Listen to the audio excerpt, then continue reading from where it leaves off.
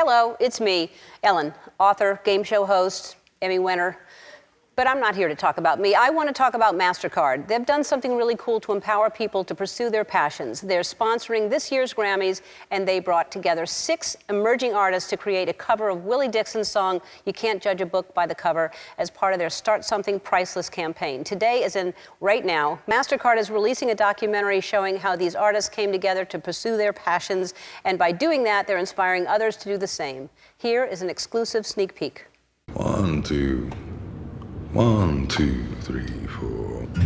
Our outer experience doesn't really define who we are as people. The way we perceive each other has nothing to do with who we are.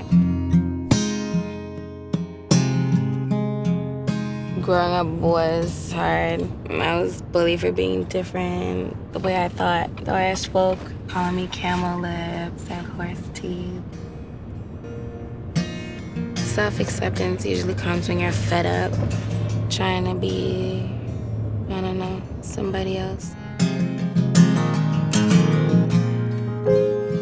I remember looking at this brochure. It was like a kids-themed, this is what you can do when you grow up. And there were chefs and pilots and astronauts and all these people of different professions, including musicians, but they all had 2 hands. Can't judge an apple looking at the tree. The blind guy.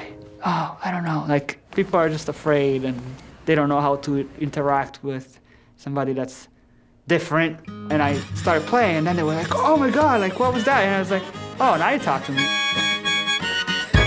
We sing to the people who are at the back of the class. We sing to the people who sit at the back of the bus with their leg on that bar. The weirdos, you know, just the misfits. I was a misfit for so long.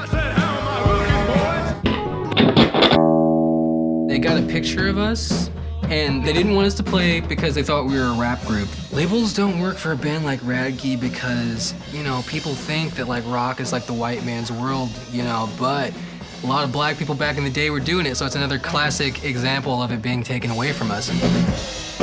I would get comments here and there about people, you know, making comments about my ethnicity and even my gender, and them not expecting to see an Asian female or Filipino female, for that matter, doing hip-hop music, saying like, hey, she should stay in the kitchen, she shouldn't be on the microphone. Okay, I'm choosing to be all the things that make me. They try to judge me and they try to read me. There's a lot of stigma that comes with being First Nations person, a misconception, a judgment. I'm trying to be a bright, useful foot forward for the youth in my community, my family, and everybody. Some of the darkest, most troubling times I get through are now uniting people.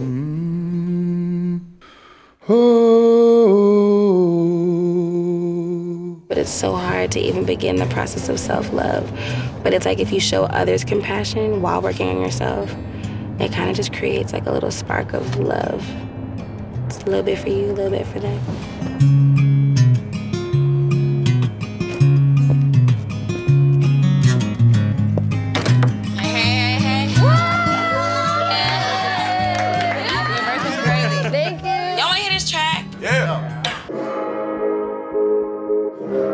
That's the job. That's our life's work. To force ourselves to be ourselves over and over again.